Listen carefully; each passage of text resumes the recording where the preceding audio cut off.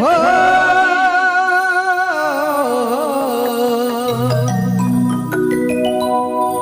हो हो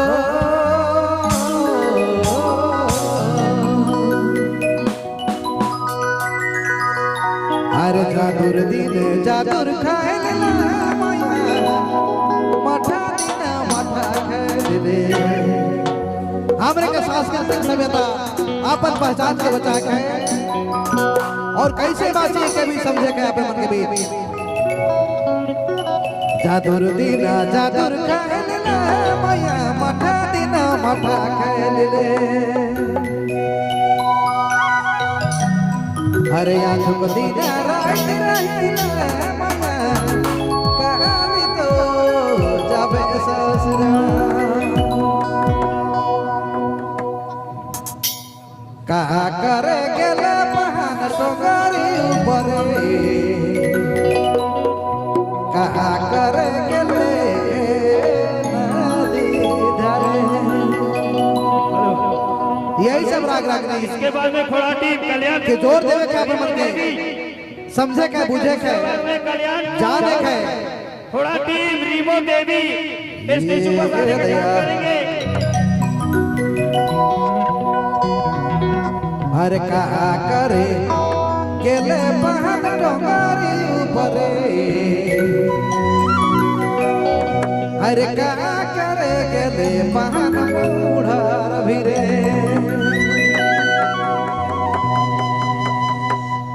हर जादूर दिन जादूर खायला माया मठा दिन मठा खायले हर आँखों को दीदा रात रहीला माया आँखों को दीदा संगे खायला माया काली तो जाबे ससुरा हेलो रसका कहे लागल है रास तो लाई के लेखा काम है जब रास लागेला तो रसका करधार एक बटे बहेला और रसका कर एक बटे फूड़ता हुआ झूमर चलेला ऊकर में रसका के कहते आई तो संगे खेल ले चुकी काल के ससुर अरे विशाल बाबू अरे